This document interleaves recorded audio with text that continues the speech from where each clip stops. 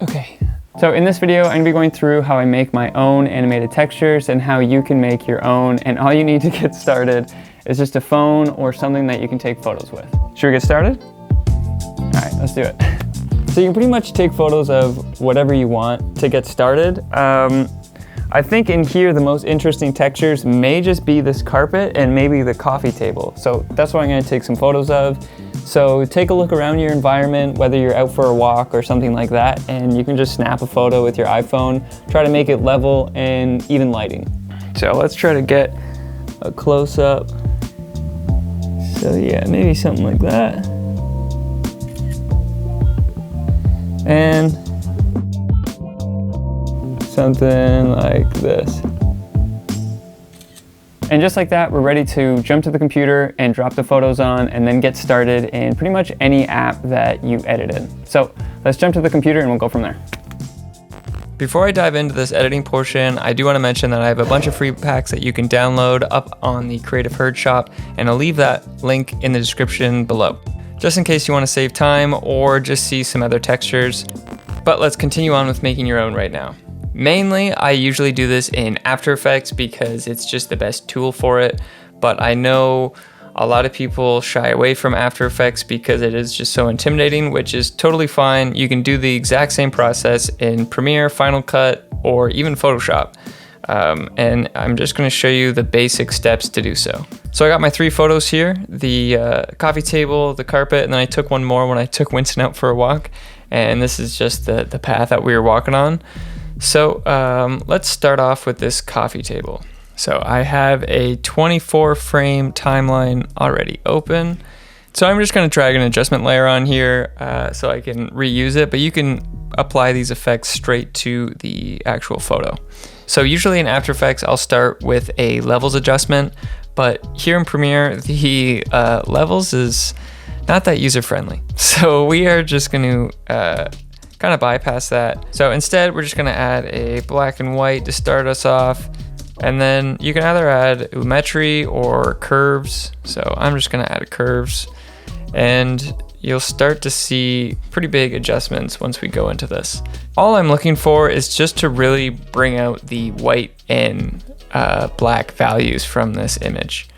So I'm gonna start dragging until that's pretty much all we have.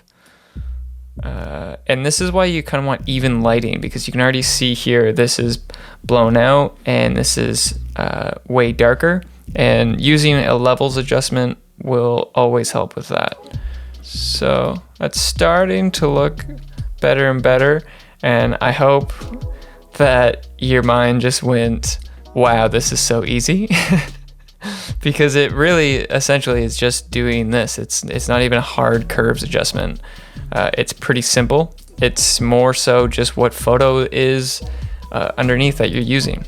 Sometimes I'll take additional photos if the texture is big enough. This one really wasn't from where we were, but say if I was outside taking photos of concrete and stuff for the last texture pack that I did, that's exactly what I did. I would just take photos of multiple sidewalks, and then it's really easy to stitch them together and the photos aren't identical.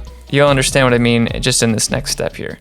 So the first thing we're going to do is just scale this up a bit, and I just want to show you how big it is.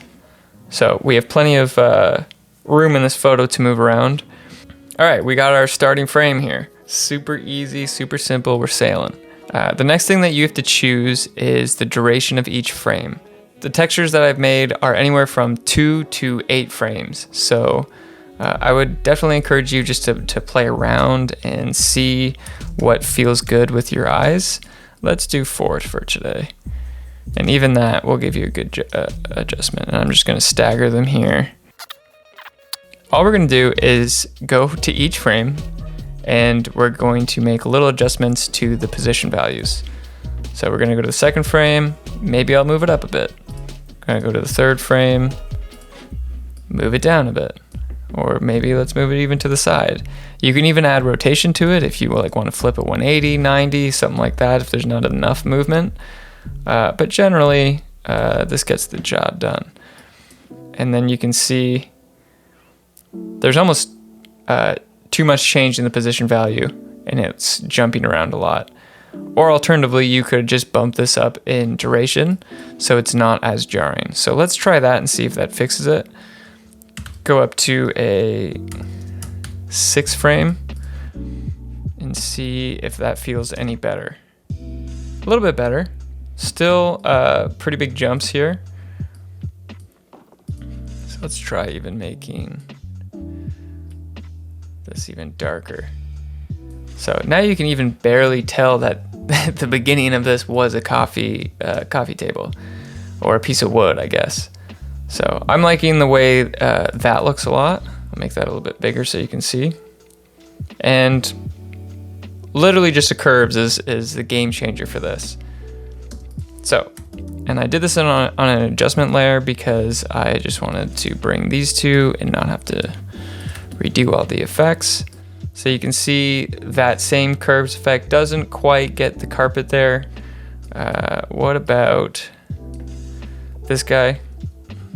This might actually be more fun. Okay, so let's just, crop my feet out there a little bit. This will be probably really similar to grain in the end. I'm gonna drop the whites way down. So let's do really relentless, but let's try another one that's just 4 frames. Okay, so first frame, we'll go a little bit up. Second frame, a little bit more up. And then for the third frame, let's just go, oh, wow, okay, we have tons of room. So in the case where, in something like this where you have tons of room, you could just keep duplicating so you can't like visually see the loop. Okay, so let's see what something like this looks like. Even that is a great grain type of texture. And it's hilarious that it's just a corrupted photo of a sidewalk. I hope this opens up your mind with how easy this stuff can get. It really just depends on like the fine level of adjustments that you do and the photos that you start with. I've been doing this, I say it like it's like this hard thing, but I've been doing this for a little bit, so I'm like, I understand which photos will work and which photos won't. It's just very trial and error type of thing. So just walk around your home and take a bunch of photos and see what works and what doesn't. Literally, just to finish this off, is you just copy and paste this a bunch of times and to however long you want, and then all of a sudden you have a 5-10 second loop. Which is why I like doing it in After Effects, because it's just one expression that you type in to say loop out and you're done. But essentially, yeah, I could just render this and I have my texture. So that's really a top level simplified view of how to make textures, and I hope you learned something and I hope that you make your own. See you in the next one. Peace.